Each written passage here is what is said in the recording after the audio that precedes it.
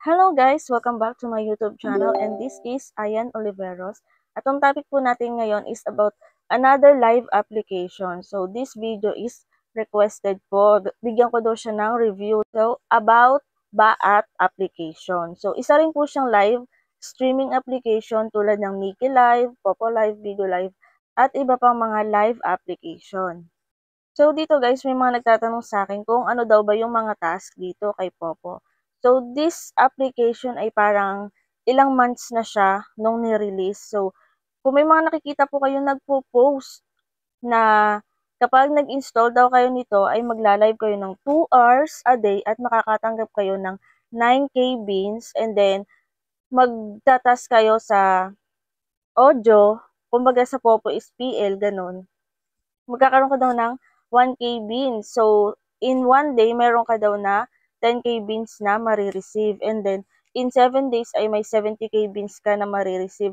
So, ngayon guys, ang date ngayon is January 20, 2024.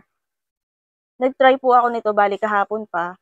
Wala na po yung task ngayon. Pero may mga nakikita pa rin po ako nagpo-post at nag-i-invite na ganun pa rin daw yung task. So, wala na po talaga siya kahit bagong host ka lang po or bagong install ka. So, sabi nila is terminated na daw yun. So, swerte po yung mga nakaabot sa ganung task. Sa ngayon guys, is ganito na lang yung task niya. So, 2 hours ka magso-solo live, meron ka makukuhang 1K beans. And then, 2 hours ka rin sa audio is meron ka makukuhang 500 beans.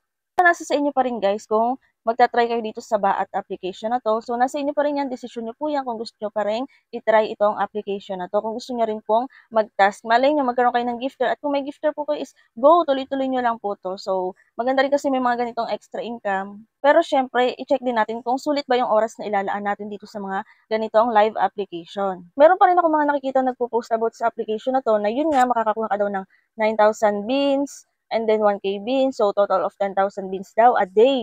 So hindi na po siya ngayon, wala na po yung ganong task ngayon dito sa Baat.